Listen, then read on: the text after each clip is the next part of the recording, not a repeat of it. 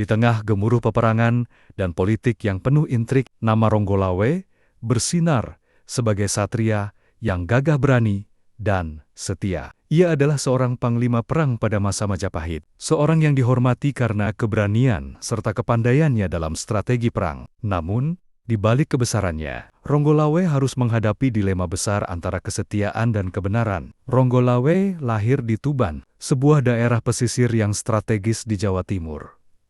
Ayahnya, Arya Wiraraja, adalah seorang pemimpin yang bijaksana, sekaligus penasihat Raden Wijaya, pendiri kerajaan Majapahit. Dari kecil, Ronggolawe sudah ditempa dalam ilmu perang, strategi, dan kepemimpinan. Ketika usianya menginjak dewasa, Ronggolawe menjadi seorang satria tangguh yang disegani. Keahliannya dalam bertempur menjadikannya andalan Raden Wijaya saat melawan pasukan Mongol yang menyerang tanah Jawa.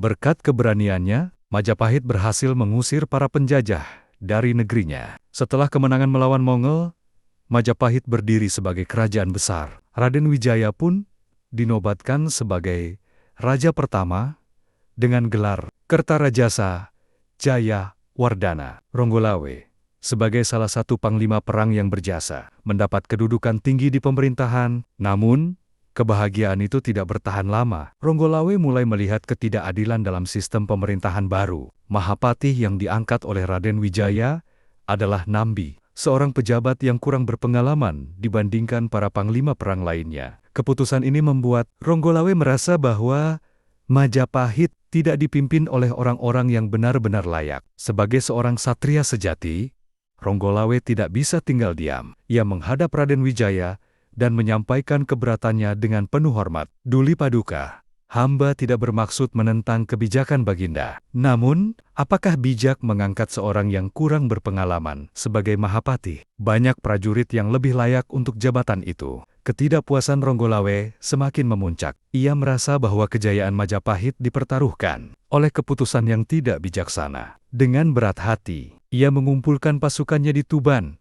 dan menyatakan pemberontakan terhadap Majapahit. Meskipun ia tidak ingin melawan Raden Wijaya secara langsung, Ronggolawe percaya bahwa kebenaran harus ditegakkan. Aku tidak melawan Majapahit, katanya kepada para pengikutnya. Aku melawan ketidakadilan yang mulai merasuk ke dalamnya. Perang pun pecah. Ronggolawe dan pasukannya bertempur dengan gagah berani melawan pasukan Majapahit. Namun, kekuatan kerajaan terlalu besar untuk dihadapi oleh pasukan kecil dari Tuban.